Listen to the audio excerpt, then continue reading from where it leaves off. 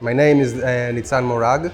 I live in North Wales. I run a company called Spirits Intent. We are yacht makers, but we also live in Abruzzo in Italy, where we run an association for rural development in marginal areas. So Abruzzo is a very mountainous area.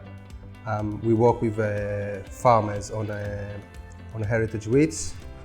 A few years ago, we wrote an email to Bertie from Cotswold Flowers, and we started the conversation. And we're currently working on bringing especially durum, heritage durums from Sicily and Abruzzo to the UK.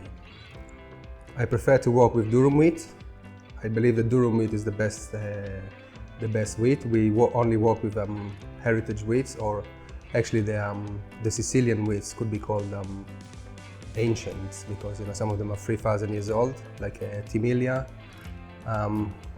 where, let's say, the UK, what we call heritage wheat in the UK is about 200, maybe 300 years old. My favorite thing is pasta.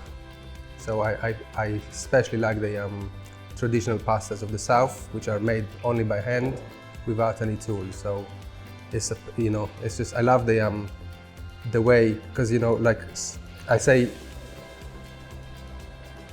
we think about pasta as a commodity, but we don't really think about what is the tradition behind it. And I just love the small kind of communities and how every pasta had its own feast day, and how they were invented, and the way they're made by hand. I just like the whole kind of rurality around pasta is my favorite thing. The recipe we put in the recipe book actually happened here in Farm Ed last year, and we were going to cook 2 pastas. And the problem with heritage wheat is that the gluten content is quite low. So when you cook them, you have to be very careful. And we made a pasta alla chitarra, which is an Abruzzian pasta. It's very thin pasta.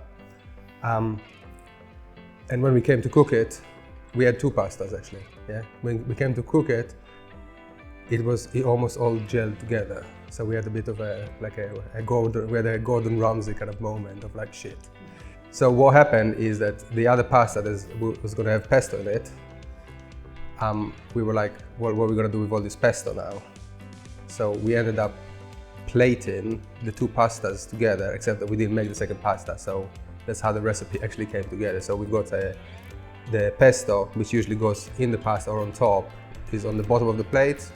And the pasta alla chitarra, which we changed for the recipe because you need a chitarra, which is an Abruzzo, and not everybody's got it. So we made it a very simple recipe that is a tagliatelle that you just cut with a knife.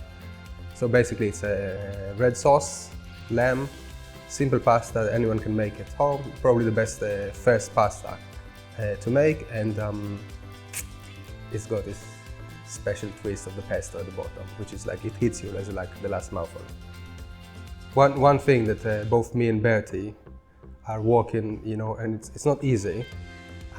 One thing that we're working on is trying to bring durum into the awareness of people in the UK. And durum,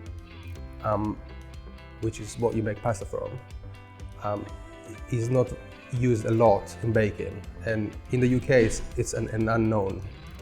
In ancient times, durum was considered the highest quality wheat. So it's high in protein, but because its gluten is not so starchy, it doesn't support baking the same. So it doesn't, almost nobody grows it in the UK. It's harder to grow. It likes Mediterranean weather.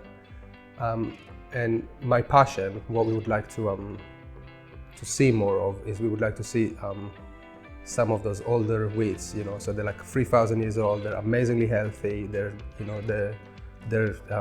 perfect for people with gluten intolerance, or better, let's say. They're tastier. I'd like to see them introduced in the UK, both for pasta, but also for baking. So I'd like to see, we say that durum is the taste of wheat, yeah, where bread wheat has almost no taste. Even the heritage wheats, at best, the taste of grass. So durum is like nuts. You know, it's like amazing kind of protein, and that's what I would like to promote. I'd like to see more durums in bread, maybe as a mix to begin with, and maybe as a challenge for UK bakers, eventually to see durum only bread.